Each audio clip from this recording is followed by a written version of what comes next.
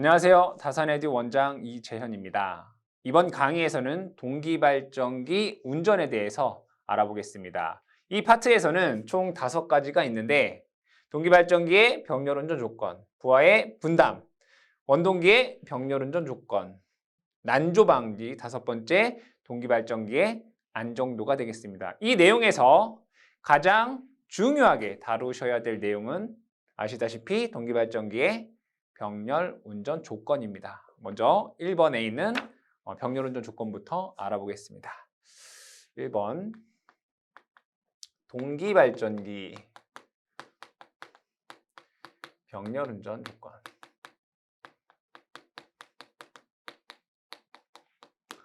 병렬운전이라고 하는 것은 부하의 다수의 발전기를 병렬로 연결하여 부하 분담을 나누는 것이 병렬운전입니다. 그러면 이러한 병렬운전을 하기 위한 이 발전기가 갖추어야 될 조건들이 있겠다. 그것들이 무엇이 있는지를 알아보면 첫 번째는 유기기전력의 크기가 같아야 됩니다. 크기가 같을 것. 먼저 적어놓고 얘기를 하겠습니다. 두 번째는 유기기전력의 위상이 같을 것. 위상이 같을 것. 세 번째는 유기기전력의 주파수가 같을 것. 주파수가 같을 것. 네 번째는 유기기전력의 파형이 같을 것. 파형이 같을 것. 요 4가지가 여러분들이 가장 중요한 내용이 될 것이고요. 5번째로 보게 되면 삼상의 경우에는 뭐 L1, L2, L3 상이 3개가 있겠죠. 삼상의 경우 상회전 방향이 같을 것. 상회전 방향이 같을 것. 이렇게 되겠습니다. 그러면 자, 같은 것을 어떻게 확인할 수 있느냐?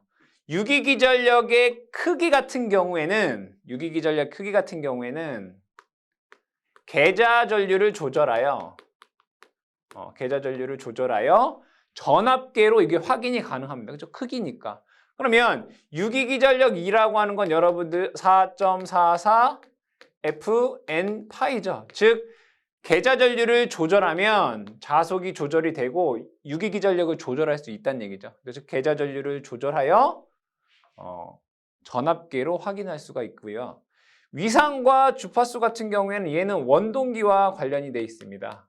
원동기라고 하는 것은 발전기를 회전시키는 원천적인 힘이 되겠죠. 뭐 수차라던가 터빈이라던가 엔진이라던가. 그래서 원동기의 속도 조절로 가능하게 되고 확인은 동기 검정기로 확인이 가능합니다. 파형의 경우에는 발전기를 제조할 당시에 어떤 문제이므로 이것을 우리가 동기발전기를 운전하면서 어떤 조치할 수 있는 부분은 아닙니다. 그죠? 얘는 제조 과정에서 문제이기 때문에 운전 상태에서는 얘를 어떤 조치를 할 수 없다라고 보시면 되겠죠. 자, 1차적으로는 여러분들이 동기발전기의 병렬운전 조건을 외우시고요. 외우시고 자, 그럼 이게 어떻게 외울 거냐? 보통은 위, 주, 파가 같을 것. 유기기전력의 크기, 위상, 주파수, 파형이 같을 것. 이렇게 외워주시고 자, 식으로 한번 우리가 얘기를 해보겠습니다. 여러분들 전압에 대한 식을 어떻게 쓰나요? VT는 루트 2 V의 사인 오메가는 2파이 F T 플러스 세타 이렇게 쓰고 있습니다. 그럼 잘 보게 되면 여기에 모든 게 다 들어 있습니다. 루트 3 V는 크기죠. 그 다음에 이 세타가 위상을 의미하죠. 위상. 2파이 F 주파수네요, 얘가. 그 다음에 사인, 어떤 파형을 의미하죠. 사인 파냐, 코사인 파냐. 그래서 동기발전기의 운전 조건에서 크기, 위상, 주파수, 파형이 같아야 된다라는 걸 꼭 기억해 두시기 바랍니다. 그러면 얘네들이 같아야 되는데 같지 않을 때도 있겠죠. 같지 않으면 어떠한 현상이 발생하는지도 여러분들이 잘 기억을 하셔야 됩니다. 그럼 첫 번째로 유기기전력의 크기가 다른 경우입니다. 그래서 얘는 크기가 다른 경우에 대해서 보겠습니다. 이 크기가 달라지는 이유는 뭐냐면 유기기전력의 크기가 달라지는 이유는 계좌전류가 어떻게 하기 때문에 변화하기 때문에 크기가 달라지게 되는 것입니다. 먼저 병렬 운전에 대한 회로도를 그려놓고 설명을 하겠습니다. 이렇게 부하가 있다라고 보고요. 여기에는 2대의 발전기가 있다라고 보겠습니다. 그럼 자, 여기에 있는 발전기를 G1, 여기에 발전기를 G2라고 보고 여기에 공급하는 자속을 파이 1, 여기에 공급하는 자속을 파이 2라고 보겠습니다. 여기에 생산되는 유기기전력을 E1, 여기에 생산되는 유기기전력을 E2라고 보고 얘기를 해보자. 자, 먼저 크기가 달라지는 경우는 계좌전류가 변화했을 때라고 얘기를 했습니다. 그럼 순서적으로 적어보게 되면 먼저 IF1을 증가시켜 보겠습니다. 즉 여기에 공급하는 자속 파이1을 증가한다는 얘기가 되겠죠. 파이1이 증가가 됩니다. 파이1이 증가가 되고 그럼 유기기전력의 식 E는 4.44Fn 파이에 의해서 자속이 증가하면 유기기전력이 증가를 하게 됩니다. E1이 증가를 합니다. E1이라고 하는 값이 증가를 하게 됩니다. 그러면 결국에는 요점의 전이와 요점의 전이가 달라지게 되겠죠. E2는 그대로 있을 거고 E1의 전이가 올라갔다는 얘기입니다. 그러면 원래는 평상시에는 요점의 전이차가 없어야 되는데 전압이 올라갔으니까 여기에는 전이차가 발생을 하게 됩니다. 이 전이차를 제가 편의상 EC라고 보도록 할게요. 그래서 EC가 발생합니다. EC는 E1 마이너스 E2가 됩니다. 이렇게 되겠죠? 그러면 전류는 높은 전위에서 낮은 전위로 흐르게 됩니다. 높은 전위에서 낮은 전위로 흐르게 됩니다. 얘를 IC, 순환전류라고 볼게요. 여기에는 동기 리액턴스 XS가 있고 여기도 동기 리액턴스 SS가 있겠죠. 그러면 여기에 순환전류 IC라고 하는 것은 요 전압, 리액턴스는 얘가 두 개가 뭐예요? 직렬 연결되어 있네요. 그렇죠? 그래서 무효 순환전류는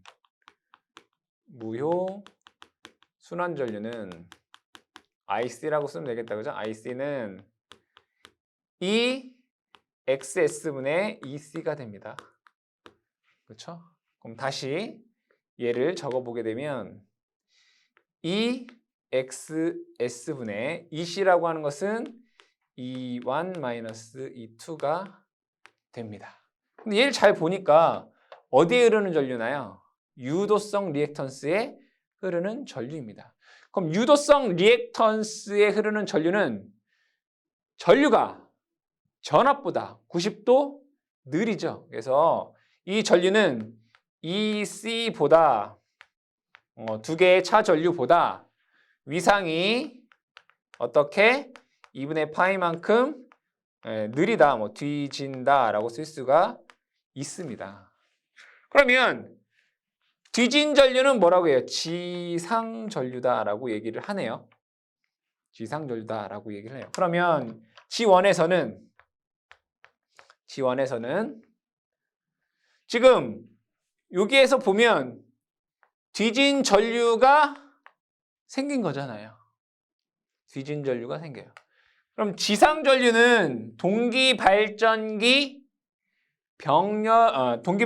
전기자 반작용에서 무슨 작용을 합니까? 감자 작용을 합니다. 그렇죠? 무슨 작용한다? 감자 작용을 한다. 그럼 감자 작용을 하게 되면 자속이 감소하게 될 것이고요. 유기기전력 이원이 감소를 하게 돼요. 그쵸? 그리고 나서 지금 뒤진 전류가 어떻게 해요? 이쪽은 더 많아졌죠? 얘는 역률 감소가 돼요. 역률이 감소한다. 이렇게 써줄 수가 있고요. 발전기 G2에서 보도록 하겠습니다. G2는 원래 부하에 가는 무효 전류가 있었을 거 아니에요. 무효 전류가 이렇게 있었을 거란 말이에요. 원래 이렇게 가는. 근데 얘가 순환 전류에 의해서 얘가 뭐예요? 상쇄되잖아요. 얘랑 어떻게 된다? 상쇄된다고요. 그럼 얘는 무효 전류가 감소하잖아요.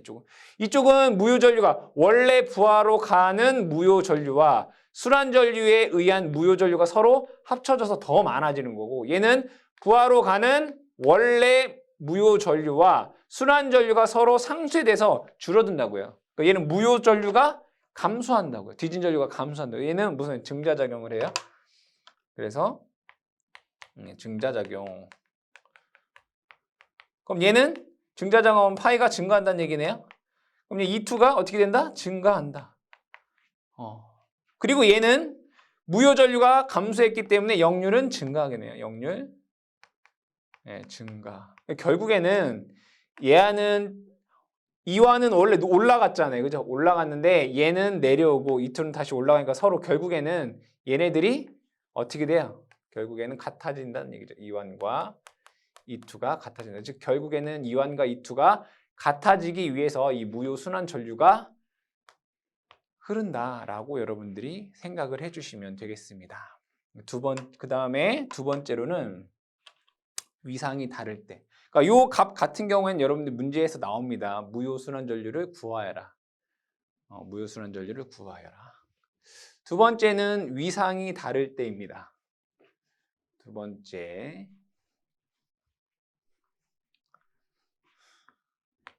위상이 다를 때. 그럼 언제 위상이 달라지느냐?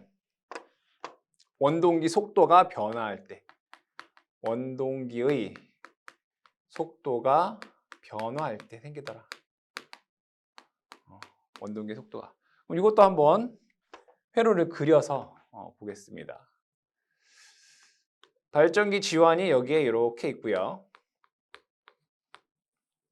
그 다음에 부하가 이렇게 있다라고 보고, 여기에도 발전기가 G2 두 개가 운전 중이다 라고 보겠습니다.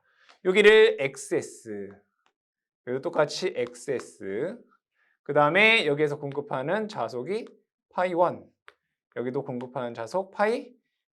그럼 여기에서 이 자속을 회전하겠죠. 얘는 N1의 속도로 회전할 거고, 얘는 N2의 속도로 회전을 할 겁니다. 발전기 G1에서는 E1이라고 하는 전압이 6기가 될 거고, G2에서는 E2라고 하는 전압이 6기가 될 것입니다.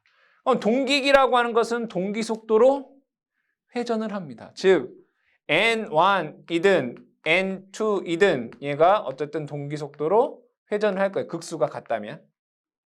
그런데 이 상태에서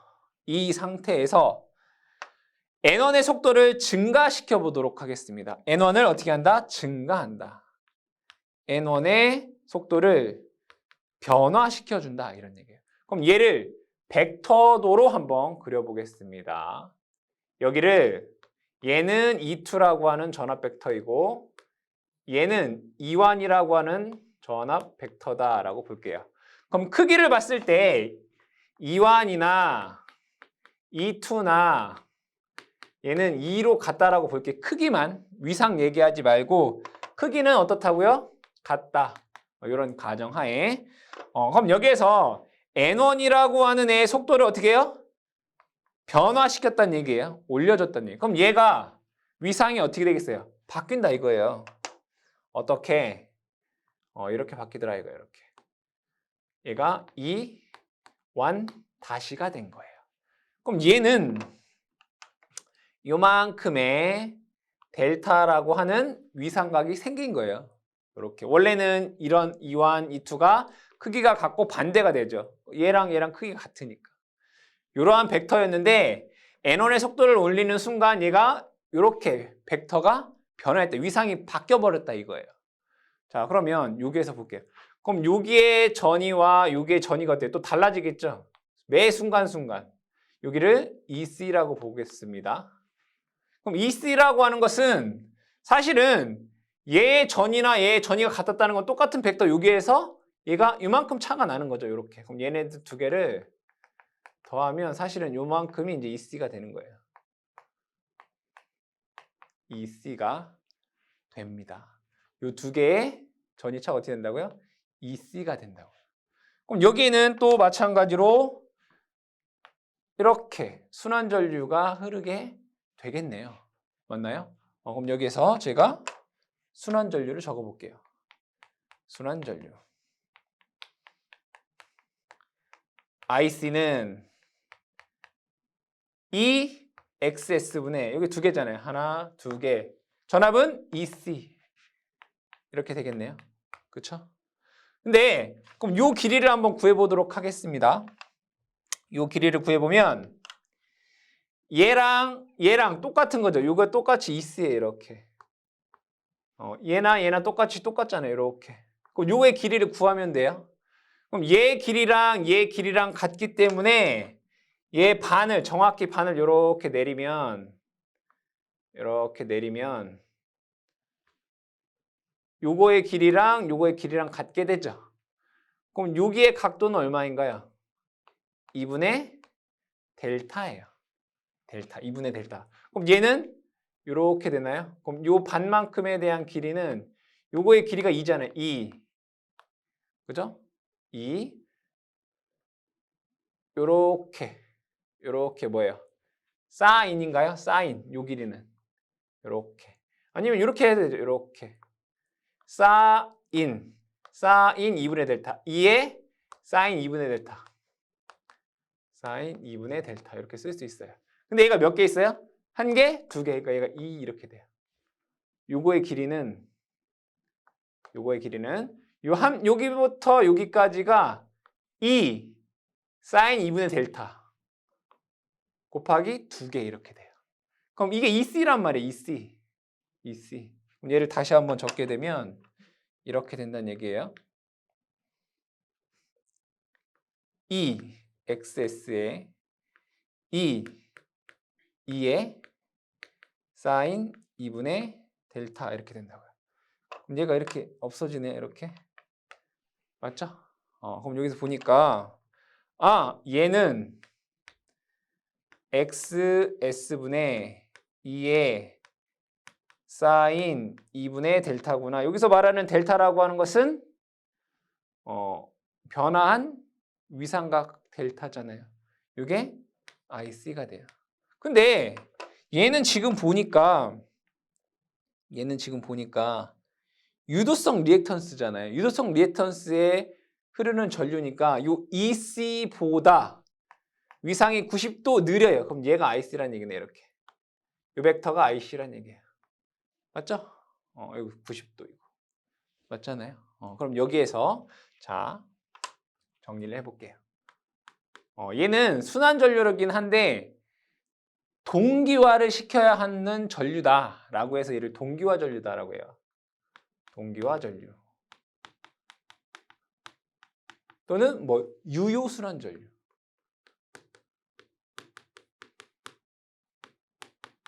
이렇게 얘기한단 말이에요. 결국에 IC가 얼마라고요? X S분의 2에 여기가 2가 됐든 2완, 뭐 2, 크기는 똑같으니까 사인 2분의 델타 암페어가 돼요. 이렇게 되겠죠? 자, 그럼 여기에서 유효 전력을 볼게요. 유효 전력. 여러분들 유효 전력이 공식이 뭔가요? P는 전압 곱하기 전류 곱하기 코사인 세타 이거잖아요. 그럼 발전기 지원에서의 유효 전력을 볼까요? 지원에서. 그럼 전압은 2완. 그쵸? 2. 맞죠? 요거 2. 전류는 요거 IC잖아요. IC. 전류 IC가 이거잖아요. 2분의 XS분의 2의 사인 2분의 델타. 맞아요? 보면 제 구분해서 보면 얘는 전압, 얘는 전류 곱하기 코사인. 여기서 말하는 세타는 뭐예요? 전압과 전류의 위상차예요. 요 이완이라고 하는 전압과 요 전류의 위상차잖아요. 그만큼 얼마만큼? 요만큼이네. 그죠? 2분의 델타. 코사인 2분의 델타. 이렇게 되네요. 그럼 얘를 다시 한번 적어보겠습니다. XS 2의 제곱. 여기 보면 사인 2분의 델타, 코사인 2분의 델타예요. 그럼 여러분 삼각함수 공식 중에 사인 세타, 코사인 세타를 곱하게 되면 얘는 2분의 1 사인 2세타예요.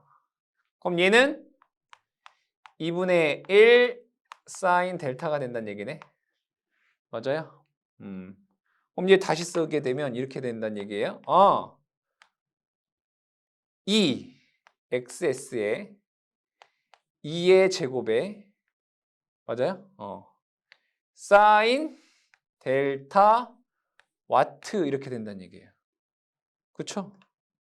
G1에서는 이만큼의 전력이 된다 이거예요. 그럼 G2에서 한번 볼게요. G2. G2는 전압은 2, 전류는 이거잖아요. XS 2에 사인 2분의 델타. 맞아요? 그러면 E2 얘와 얘의 위상차는 뭐예요? 180도에서 요 2분의 델타를 뺀 거잖아요. 다시 180도에서 2분의 델타를 뺀 거라고요. 그래서 코사인 180도 마이너스 2분의 델타 이렇게 쓸 수 있단 말이에요. 뭐 180도를 뭐라고 써요? 파이라고도 쓰죠. 이렇게. 근데 삼각함수 공식 중에 이런 거 있어요. 코사인 파이 마이너스 세타는 마이너스 코사인 세타예요. 이렇게. 이렇게 쓸 수 있다고요. 그럼 여기서 그럼 얘는 요거 대신에 여기 마이너스 넣고 얘를 코사인 2분의 델타 이렇게 써도 된다는 얘기가네요. 그럼 위식이랑 똑같죠? 2 XS2 사인 2분의 델타 코사인 2분의 델타 코사인 2분의 똑같네. 근데 뭐만 틀린 거예요? 이것만 틀린 거예요. 그럼 얘를 그렇구나. 그럼 얘는 G2에서는 이렇게 되는구나. 마이너스 2 XS에 2제곱에 사인 델타 와트이구나. 그쵸? 그럼 그 차이는 뭐예요? 얘는 플러스이고 얘는 마이너스인 거잖아요. 그 얘기는 G1은 지금 G1의 속도가 바뀌어서 위상이 바뀌었잖아요. 얘는 이만큼의 전력을 외부에 공급한다는 얘기고요. 얘는 이만큼의 전력을 받는다고요. 수령한다고요. 받는다고요. 그럼 얘는 똑같은 전력을 여기에다 어떻게 해요? 이렇게 준다고요. 뭐가 생긴다? 수수 전력이 생긴다고요. 수 전력이 생긴다. 이해되시죠? 근데 잘 보면 왜 수수 전력이 왜 생기는 걸까? 그러면 얘 지환의 입장에서 보면 전력을 외부에 준다라고 하는 거는 이만큼 부하가 증가했다는 얘기죠. 부하가 더 증가한 거잖아요. 그 얘기는 얘는 회전수가 어떻게 된다는 감소한다는 얘기예요.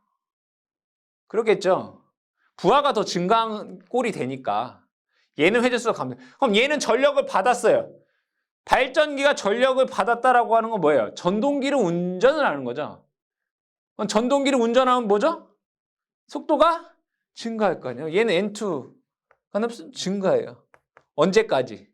얘랑 얘가 같게 될 때까지. 그게 뭐예요? 얘랑 이 델타 값이 언제까지? 0이 될 때까지. 이해가 되시죠? 그래서 얘는 이만큼의 뭐가 발생한다? 수수 전력이 발생한다. 그래서 이거를 정리해 보면 요 수수 전력이 발생하더라. 수수 전력. P가 PS 이렇게 얘기를 해요. 수수 전력이 발생하는데 그 값이 2XS에 2의 제곱 또는 2완의 제곱, 2투 제곱 다 괜찮습니다. 사인 델타 와트만큼 발생, 주고받는 전력이 발생한다. 그럼 얘가 이 전력이 왜 발생한다고? 서로 속도가 같아지기 위해서. 그 얘기 뭐예요? 동기화가 되기 위해서 이런 거죠. 동기화가 되기 위해서. 이 수수 전력은 뭐 하기 위해서? 동기화가 되기 위해. 그래서 얘를 뭐예요? 동기화 전류다라고 하는 거예요. 주고받는 전력이다, 수수 전력. 그럼 여기에서 또 이런 게 나와요.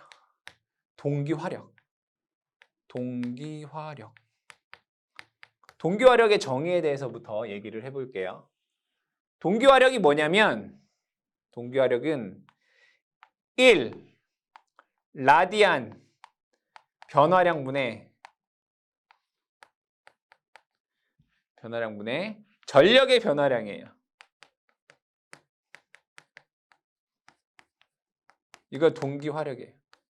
즉 뭐냐면 간단하게 얘기하면 여기에서 이 델타 값이 즉 E1과 E2 간의 위상차가 1라디안 발생했을 때 수수 전력이 얼마냐 이렇게 생각하시면 돼요. 그거의 동기화력이라고요. 그만큼 수수 전력이 발생한다는 얘기죠.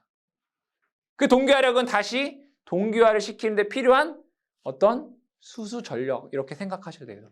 동기화력이라고 하는 것은 1라디안 변화량에 대한 전력의 변화량이다. 그럼 얘의 말을 식으로 쓰면 D 델타에 대한 D PS 이거죠. 수수 전력이 PS잖아요. 그죠? D 델타에 대한 D PS예요. 얘를 뭐 하라는 얘기예요? 델타에 대해서 미분하라 이거잖아요. 그러면 사인 델타를 미분하면 뭐예요? 코사인 델타네. E XS의 E 제곱의 코사인 델타. 자, 단위는 뭐겠어요? 1라디안 변화량에 대한 전력의 변화량이니까 전력은 W고 델타의 변화량은 단위가 라디안이잖아요. 라디안 퍼 와트가 되는 거죠. 이게 동기화력에 대한 식이 되는 거예요. 그러니까 여러분들 식을 외우려고 하지 마시고 어떻게 해라? 이해하라. 그렇죠? 그럼 저절로 여러분들이 암기가 됩니다. 그러면 이 동기화력에 대해서 얘기가 나왔으니까 하나만 더 유도를 한번 해볼게요. 여러분들이 기억하고 계신지 모르겠지만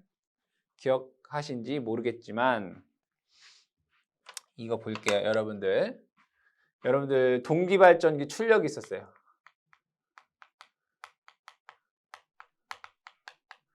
동기발전기 출력에는 하나는 원통형이 있었고 또 하나는 돌극형이 있었죠. 돌극형. 얘네들의 원통형에서의 출력 P는 얼마였나요? P는 XS분의 2 V의 사인 델타였고요. 돌극형에서 P는 XD분의 2 V 사인 델타 플러스 2XD XQ분의 V제곱 XD 마이너스 XQ 사인 2델타 이거였어요. 그렇죠? 기억이 나실지 모르겠지만 그러면 여기에서 얘는 델타는 뭐죠? 유기 기전력과 단자전압과의 위상차 델타잖아요. 그렇죠? 위상차 델타란 말이에요. 그럼 얘에서도 동기화력이 있겠죠? 그럼 원통형에서의 D, 델타, DP는 얘를 미분하면 되잖아요. 델타에 대해서. XS분의 2 V의 코사인 델타라는 값이 나와요. 원통형에서는. 그러면 돌극형에서는 얼마가 나올까요? 미분해볼까요? D, 델타분의 DP는 이거 델타에 대해서 미분하면 XD분의 2 V 코사인 델타 플러스 자 얘를 미분하면 2가 앞으로 이렇게 나와서 없어져요. 그래서 얘는 XD XQ분의 V제곱 XD 마이너스 XQ의 코사인 2델타 이렇게 나와요. 그러면 얘랑 얘랑 공통점이 뭐냐면 이 동기화력이라고 하는 애는 항상 델타 이퀄 0도에서 뭐가 된다? 최대가 된다. 동기화력은 언제라고요? 델타 값이 0도일 때 최대가 된다라는 걸 여러분들이 기억을 해두셔라. 어쨌든 위상이 다를 때에는 동기화 전류, 유효순환 전류가 흐르는데 그 값이 XS분의 2의 사인 2 델타 암페어가 되고 주고받는 전력이 생긴다. 2XS분의 2의 제곱 사인 델타 와트만큼의 주고받는 전력이 발생을 하게 되고 동기화력은 수수 전력을 뭐 하면 된다? 미분하면 된다. 그럼 얘가 사인이면 얘는 여기 뭐 바뀐 거 뭐밖에 없어요? 코사인밖에 없어요. 동기화력은 델타 값이 0일 때 최대가 된다. 그것을 기억을 해주시면 되겠습니다. 세 번째 동기발전기의 주파수가 다른 경우. 세 번째 볼게요. 세 번째는 주파수가 다른 경우.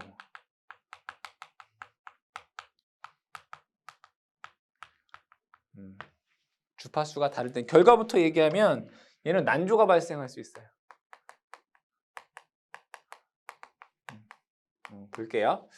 주파수가 다르다라고 하는 것은 위상과 크기가 계속 어떻다는 얘기예요. 달라진다는 얘기예요. 즉 얘가 주파수가 다르게 되면 유기 기전력의 크기와 주파수가 같을 경우를 제외하고, 그러니까 크기와 주파수라고 하면 안 되죠. 주파수가 다르니까. 기전력의 크기와 위상이 같은 경우를 제외하고, 그러니까 크기와 위상이 같을 때를 제외하고는 항상 뭐가 발생하겠어요? 같아지려고 노력을 할 거 아니에요. 크기가 위상이. 동기화 전류라든가 수수 전력, 동기화력 이게 계속 발생한단 말이에요. 동기화 전류라든가 수수 전력이라든가 동기화력이 계속 어떻게 한다고요? 발생한다. 즉 뭐예요? 전력의 동요가 발생한다. 이게 계속 발생한다고요. 바뀌고. 그 얘기는 뭐냐면 회전수가 계속 바뀌어야 된다는 얘기잖아요. 회전수가 동기속도 ns에서 변화한다고요. ns에서 진동한다. 이렇게 쓰는 게 맞겠죠? 진동한다. 그걸 뭐라고 하냐면 얘를 우리는 이걸 바로 난조라고 하는 거예요. 난조. 동기속도 주변에서 회전수가 계속 진동하는 현상을 난조라고 해요. 그럼 난조에서 더 심해져서 우리가 어떤 안정이 안 되는 상태를 동기이탈 또는 탈조다라고 얘기를 해요. 그래서 난조라고 하는 건 좋은 건가요? 나쁜 거예요? 나쁜 거예요. 그래서 이 난조를 방지하기 위해서 사용되는 게 바로 제동권선이에요. 뭐다? 제동권선. 제동권선은 결국에는 뭐예요? 동기속도 ns를 만들기 위한 거죠. 그럼 만약에 회전속도 n이라고 하는 것이 동기속도 ns보다 크게 되면, 회전속도가 동기속도보다 크다는 얘기는 속도를 줄여야 되잖아요. 그죠? 그럼 제동권선은 어떠한 역할을 하게 되냐? 제동권선에 유기기전력이 생기고 전류가 흐름으로 인해서 이 회전수를 줄이기 위한 제동력이 발생해요. 제동력 발생. 그러면 동기속도와 회전수가 많을 때는 속도를 더 올려야 되잖아요. 그죠? 그럼 제동권선은 가속력을 발생해요.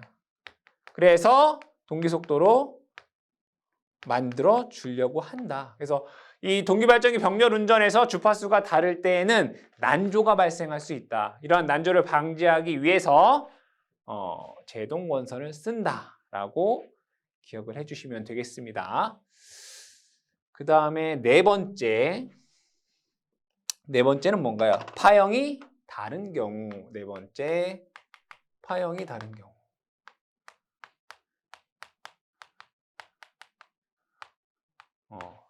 파형이 다를 때에는 고주파가 포함이 되어 있다는 얘기잖아요. 그럼 파형이 다르면 매 순간, 각 순간 크기가 달라지겠죠. 무슨 전류가 흘러요? 기전력의 크기가 다를 때에는 무효순환 전류가 흐른다라고 했어요. 그럼 파형이 다르게 되면 크기가 다르다는 얘기잖아요. 어떤 순간순간 고주파에 의한. 그래서 파형이 다를 경우에는 뭐라고 쓰냐면 고조파 무효순환 전류가 흐른다. 무효순환 전류가 흐른다. 그러면 이 무효순환 전류가 권선에 흐르니까 권선의 동량이 증가하겠다. 그죠? 동손이 증가. 권선, 동손 증가. 동손이 증가하고 이 동손은 다 뭘로 바뀌어요? 열로 바뀌겠죠? 권선, 가열의 원인이 된다.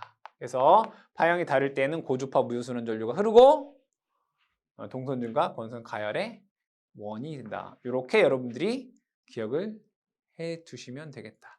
그럼 얘를 정리를 잠깐 해보면 크기가 다를 때 한번 간단하게만 정리를 해볼게요. 위상이 다를 때, 그 다음에 그 주파수가 다를 때, 파형이 다를 때 이렇게 한번 얘기를 해볼게요. 자, 크기는 뭐 때문에 달라진다? 계좌 전류 때문에 바뀌어진다. 그쵸? 계좌 전류 때문에 바뀌어지는데 계좌 전류를 증가한 쪽 역률이 감소해요. 두 발전기 중 계좌 전류를 증가해서 전압이 증가한 쪽이 역률이 감소하게 돼요. 그리고 무효순환 전류가 흐릅니다. 전류가 흐른다. 위상이 다를 때는 언제 발생할까요? 원동기의 속도가 변화할 때, 변화할 때. 그러면 얘는 동기와 전류가 흐르고요. 동기와 전류가 얼마인지도 여러분 암기하셔야 돼요. 그 다음에 수수 전력이 발생해요. 주고받는 전력이 발생한다. 주파수가 다를 때, 주파수는 왜 다른 거예요? 원동기 속도가 변화하는 게 아니라 그냥 다른 거예요.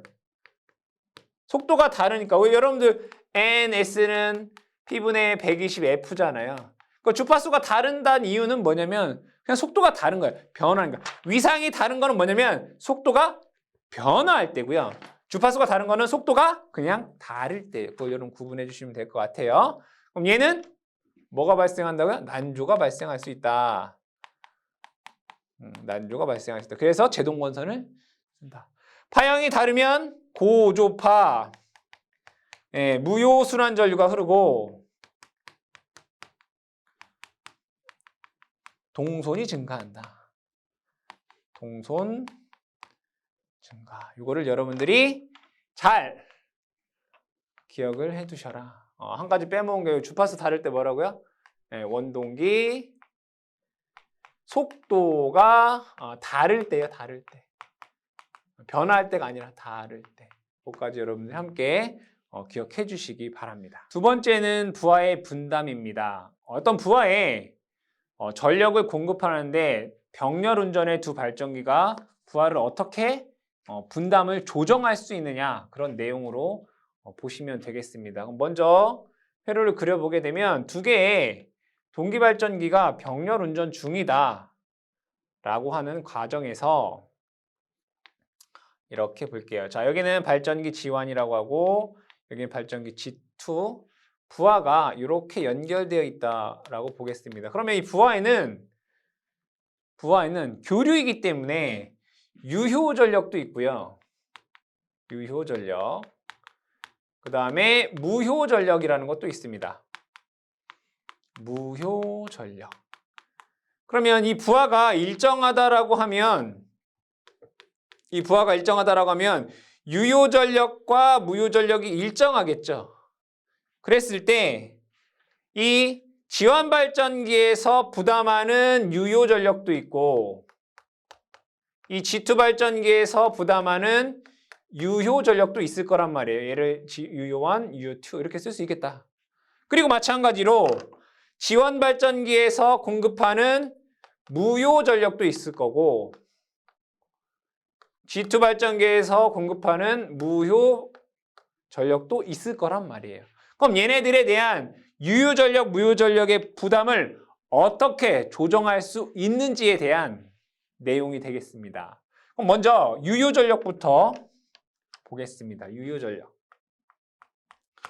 이 유효전력을 여러분들이 생각을 해보면 발전기가 있고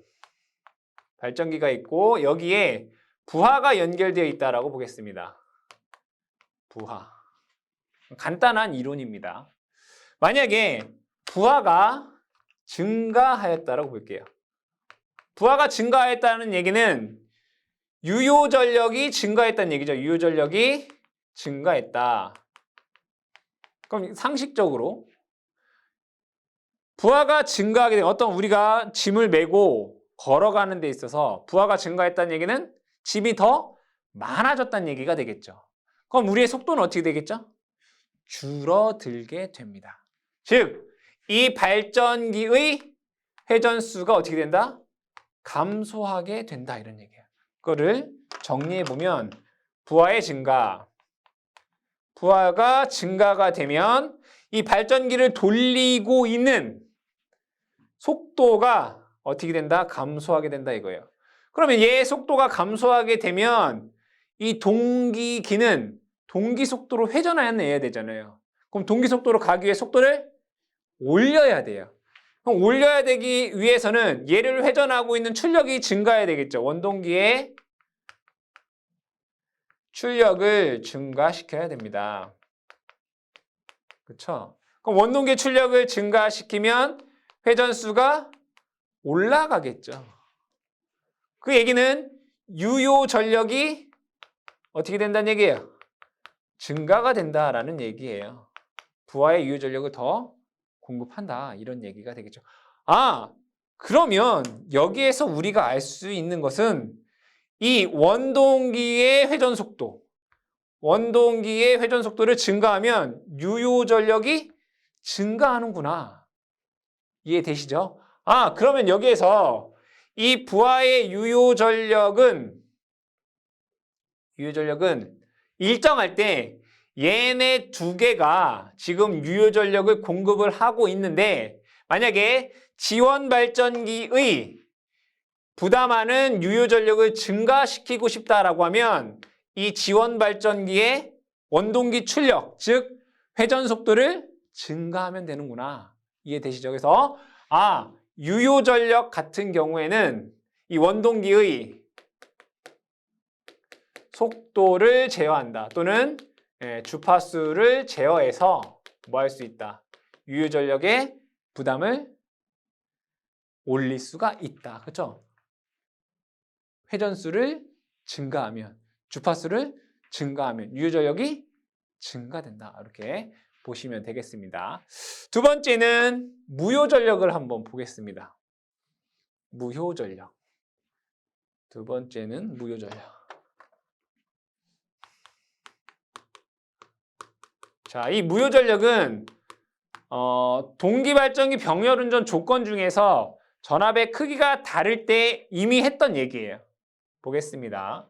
여기에서는 무엇을 조정하면 되느냐? 바로 계자 전류를 조정하면 됩니다. 무효 전력은.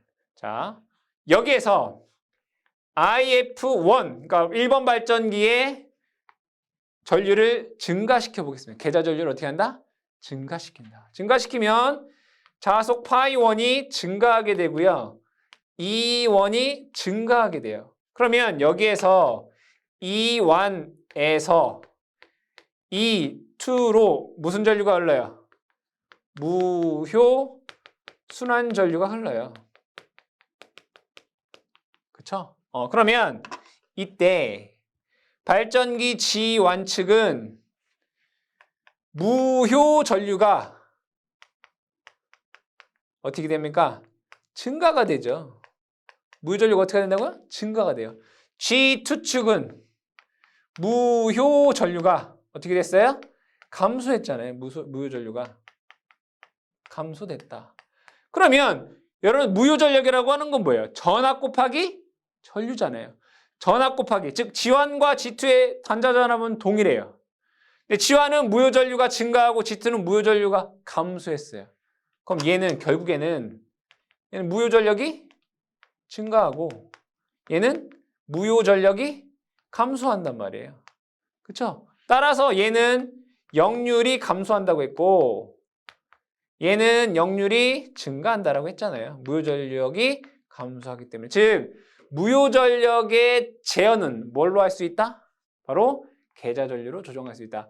이번에 부하의 분담에서 여러분들이 아셔야 될 것은 유효 전력의 조정은 원동기의 속도 또는 주파수 제어로 유효 전력 제어가 가능하고 무효 전력의 경우에는 계좌 전류를 통해서 무효 전력을 제어할 수 있다라는 것이 중요한 내용이 되겠습니다. 자, 세 번째로는 원동기의 병렬 운전 조건입니다. 병렬 운전 조건. 이게 한 세 가지 정도가 됩니다. 원동기의 병렬 운전 조건. 원동기는 뭐예요? 동기 발전기를 회전시켜주는 애가 원동기인 거죠. 즉 수차라든가 터빈이라든가 엔진이라든가 이게 다 원동기다라고 생각을 하시면 됩니다. 그러면 이 원동기의 병렬 운전 조건 세 가지가 있는데 첫 번째는 뭐냐? 균일한 각속도를 가져라. 균일한 각속도를 가져라. 가질 것. 결국에는 속도가 균일해야 된다 이런 얘기예요. 속도가 다르면 어떻게 될까요?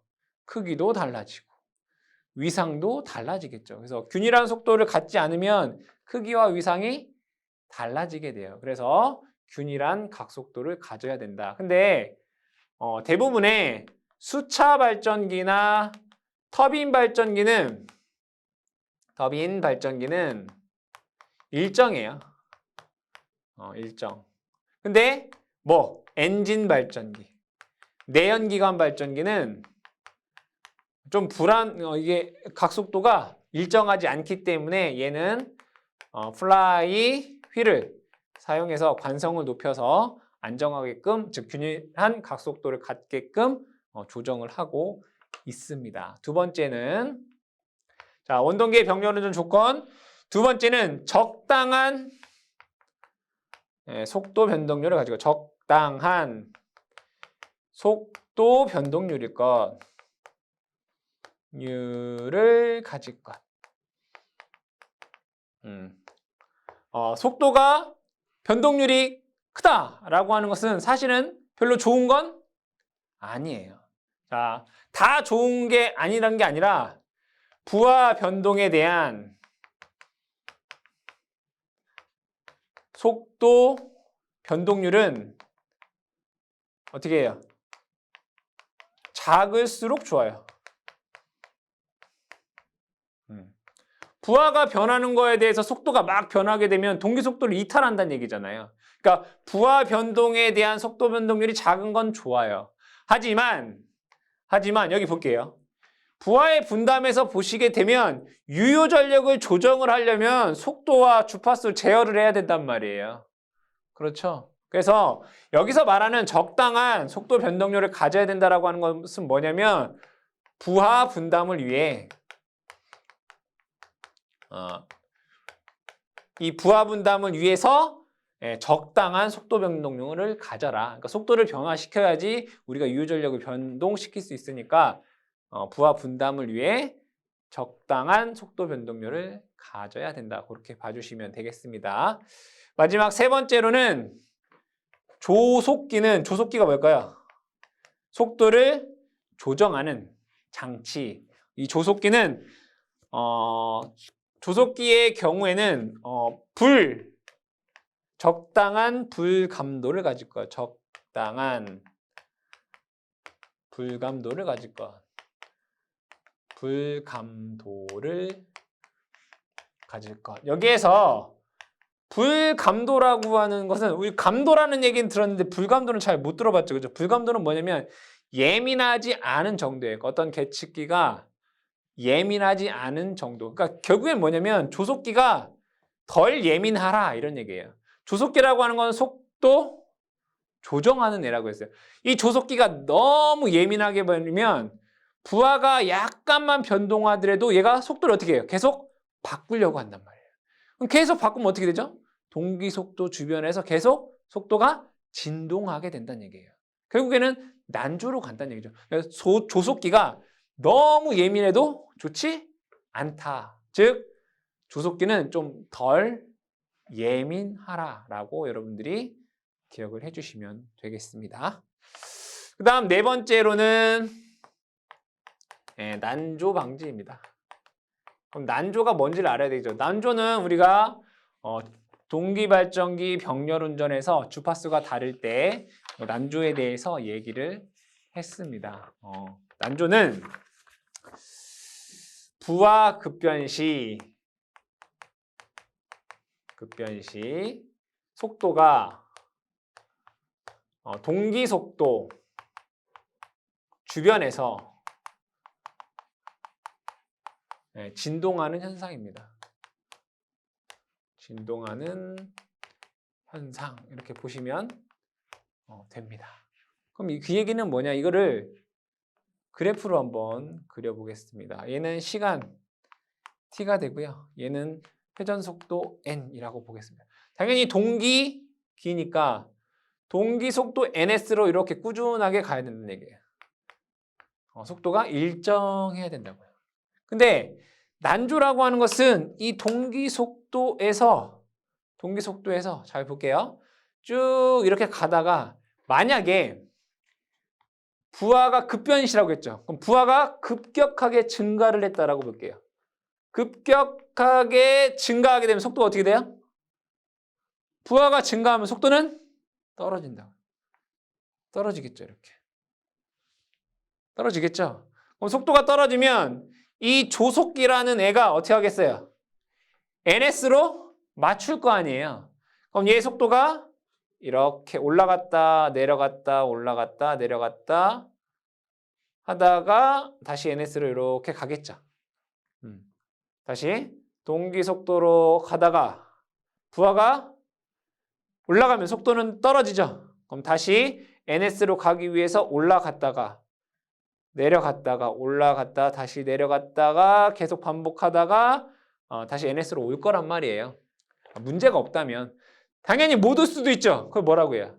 동기 이탈, 동기 탈조라고 하는데 어쨌든 왔다 이거예요. 그럼 얘를 동기 속도 주변에서 이렇게 진동하는 이러한 현상을 우리는 난조다라고 얘기를 한다 이런 얘기예요. 그러면 이 난조가 왜 발생하느냐?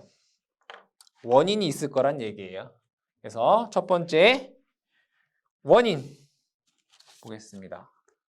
원인. 난조가 발생하는 원인에 대해서 보겠습니다. 첫 번째는 부하가 급변하는 경우. 부하가 급변하는 경우.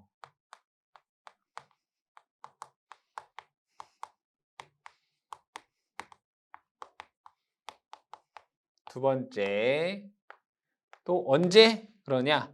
관성 모멘트가 작은 경우. 그러니까 이 현재 운동 상태를 유지하려고 하는, 즉 ns 동기 속도로 회전하려고 하는 힘이 작은 경우죠. 관성 모멘트가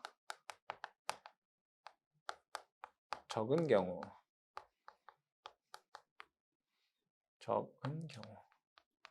세 번째, 조속기가 너무 예민한 경우. 조속기가 너무 예민한 경우. 조속기는 속도 조절하는 장치가 너무 예민하면 진동한다 이거죠. 너무 예민한 경우.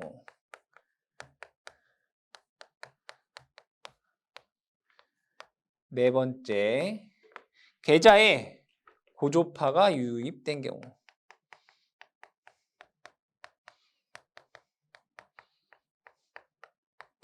이랬을 때에는 난조가 발생을 하더라. 얘는 꼭 동기 발전기만 얘기하는 게 동기 발전기, 동기 전동기, 즉 동기기에서 얘기를 하는 겁니다. 그러면 이러한 난조가 발생한 것을 방지하는 게 있겠죠. 부하가 급변할 경우에는 제동권선 설치. 제동권선 설치. 사실은 이게 가장 효과적인 거죠. 두 번째, 관성 모멘트가 작다라고 하면 관성을 크게 해주면 되잖아요. 그죠? 플라이 휠 설치. 플라이 휠을 설치하여 관성 모멘트를 크게 해주시면 됩니다. 조속기가 너무 예민하다고 하면 조속기의 감도를 어떻게 하면 되겠어요? 저하시켜주면 되겠죠. 그렇죠? 네 번째, 고조파가 유입됐다. 그럼 고조파를 없애주면 되잖아요. 기존에 배웠던 단절권과 분포권 채용. 이러한 것들을 이용해서 여러분들이 난조를 방지할 수 있겠다. 그래서 여러분들이 난조가 무엇인지, 난조의 원인이 무엇인지, 그 원인을 제거하기 위한 방지 대책이 무엇인지를 여러분들이 암기를 해주시면 됩니다. 다섯 번째는 동기기의 안정도입니다. 이 안정도에는 세 가지 정도가 있습니다. 하나는 정태 안정도, 두 번째는 과도 안정도, 세 번째는 동태 안정도입니다. 그럼 여기에서 먼저 정태 안정도를 알아보겠습니다. 이 정태 안정도는 이 계좌 자숙을 일정하게 유지를 하고 여기 부하를 증가시켜 보게 되면 부하를 서서히 계속 증가하다 보면 어떤 일정 이상의 부하가 넘게 되면 이 발전기는 더 이상 안정적으로 운전할 수 없게 됩니다. 그 최대의 전류를 우리는 뭐라고 하냐면 정태 안정 극한 전력이다라고 얘기를 합니다. 그럼 얘는 정태 안정도라고 하는 것을 간단하게 얘기해 보면 부하가 미소하게 변화할 때 안정적으로 운전할 수 있는 정도를 나타내는 것이 정태 안정도입니다. 다시, 부하가 미소하게 변화하고 있을 때 안정적으로 운전할 수 있는 정도를 정태 안정도다라고 얘기를 하고 그 최대 전력을 정태 안정 극한 전력이다라고 얘기를 합니다. 두 번째, 과도 안정도를 보겠습니다. 과도 안정도라고 하는 것은 말을 들어보아도 과도, 어떤 변화한다라는 얘기죠. 즉, 부하가 급변하게 되면 이 발전기가 탈조할 수 있습니다. 즉, 과도 안정도는 부하가 급변할 때 발전기가 탈조하지 않고 새로운 평형 상태로 돌아와 안정적으로 전력을 공급할 수 있는 정도를 의미하게 됩니다. 그게 과도 안정도입니다. 부하 급변식. 이해가 되죠? 정태 안정도는 부하가 미소하게 변할 때, 안정적일 때, 과도 안정도는 어떠한 사고가 발생했을 때, 부하가 급변했을 때 발전기가 탈주하지 않고 다시 평형 상태로 돌아와서 안정적인 운전을 할 수 있는 정도를 나타낸다. 그렇게 봐주시면 될 것 같고, 동태 안정도라고 하는 것은 뭐냐면 동태 안정도는 이 동기발전기를 송전선로에 연결해 놓고 나서 여기 보면 얘는 뭐예요? 계좌의 전원인 거죠. 이 계좌의 전원을 AVR을 사용합니다. AVR은 자동전압 조정기라고 하죠. 우리가 자동전압 조정기. 이 계좌 전류를 자동전압 조정기를 이용해서 제어해서 이 동기발전기의 단자전압을 정전압으로 안정적으로 공급할 수 있는 정도를 동태 안정도다라고 얘기를 합니다. 이때 정태 안정도에서는 가장 중점 두는 건 뭐냐면 안정적인 상태에서 최대로 공급할 수 있는 전력이 얼마이냐, 즉 정태 안정 극한 전력에 중점을 두고 있고요. 동태 안정도라고 하는 것은 얼마나 정전압을 공급해 주느냐 이런 거죠. 앞선 역률에서 우리가 앞선 역률은 단자 전압이 증가를 하게 되잖아요. 그죠? 앞선 역률에서 이 AVR을 조정하여 정전압을 공급할 수 있는 안정도에 훨씬 더 중점을 두고 있다라고 생각을 해주시면 되겠습니다. 그럼 안정도가 좋다라고 하는 건 좋은 거네요. 그래서 실제 문제에서 많이 나오고 있는 것은 안정도 향상 대책입니다. 향상 대책. 어떻게 하면 이 안정도를 좋게 할 수 있느냐? 첫 번째가 단락비를 크게 한다. 단락비를 크게 한다. 우리가 퍼센트 임피던스를 얘기할 때 단락비가 크다라고 하는 의미에 대해서 우리가 공부한 적이 있습니다. 그럼 단락비가 크다라고 하는 거에 뭐가 있는지 간단하게 보게 되면 첫 번째 퍼센트 임피던스가 작을 것, 동기 임피던스가 작을 것, 전압 변동률이 작을 것, 전압 강화가 작을 것, 전기자 반작용이 작을 것, 주자속이 클 것, 계좌철심이 클 것, 공극이 클 것, 기기가 크고 무겁고 비쌀 것. 다 뭐에 대한 얘기예요? 철기계에 대한 얘기예요. 철기계. 즉 여러분들 안정도 향상 대책 중에 단락비가 크다라는 의미는 다 뭐란 얘기예요? 안정도가 향상되는 방법 중에 하나이기 때문에 여러분들이 단락비가 크다라는 의미도 잘 기억을 해주시기 바랍니다. 두 번째, 관성 모멘트가 클 것. 관성이 뭐죠? 현재 운동 상태를 유지하려고 하는 힘. 그러니까 관성이 커야 된다 이런 얘기예요. 그 플라이 휠 효과. 플라이 휠을 설치한다. 이렇게 봐주시면 되겠고요. 세 번째가 뭐냐? 자동전압 조정기의 소공도를 크게 한다.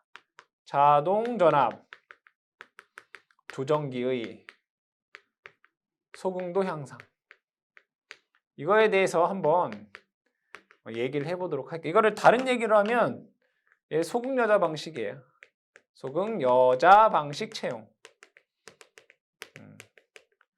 이 소극여자 방식이라는 건 뭐냐면 예를 들어 이 발전기에서 단락 사고가 발생했다라고 보겠습니다. 이렇게 단락이 되게 되면 요 양단의 전압은 뭐가 되나요? 0이 되죠. 이게 0이 된다는 얘기는 여기에 있는 유기 기전력이 떨어진다는 얘기예요. 결국에. 여기가 0이 되는데 방법이 없지. 얘가 떨어져요. 그럼 이러면 안 되잖아요. 그래서 계좌 전류를 제어하는 AVR에 전압을 높여 계좌 전류를 증가하고 자속을 증가시켜서 유기기 전력을 어떻게 해요? 증가시킵니다. 그래서 이 단자 전압을 정전압으로 만든다 이런 얘기죠. 즉 단락사고가 일어나면 자동전압 조정기 AVI의 전압을 높이고 계좌 전류를 증가하여 자속을 증가시켜 안정적인 정전압으로 만드는 그게 뭐예요? 소극여자 방식이다 이거예요. 자동전압 조정기의 소공도를 향상시킨다. 이것도 단락 안정도를 향상시키는 방식이 되겠습니다. 네 번째는 계전기를 쓴다는 얘기네요. 동기 탈조 계전기를 사용한다. 계전기 사용. 뭐 탈조가 발생하면 계전기가 동작해서 어떤 조치를 하겠다는 얘기죠. 안정도가 좋아지겠네요. 다섯 번째, 조속기의 신속한 동작. 조속기의 신속한 동작. 조속기는 속도를 조정하는 장치가 되겠습니다. 여섯 번째는 이건 암기를 해주세요. 뭐 자세하게 설명하면 오래 걸리기 때문에 정상 임피던스는 작게 하고 영상 임피던스와 역상 임피던스는 크게 하게 되면 안정도 향상된다. 이거는 여러분들이 암기를 하죠. 이거는 문제 내기 아주 좋잖아요. 그죠? 정상 임피던스는 작게 하고 영상과 역상 임피던스는 크게 해야 된다. 그래서 문제에서는 안정도 향상 대책이 뭐 아닌 것은 뭐 이런 식으로 문제가 잘 출제가 되기 때문에 여기 있는 6가지 꼭 암기해 주시기 바랍니다.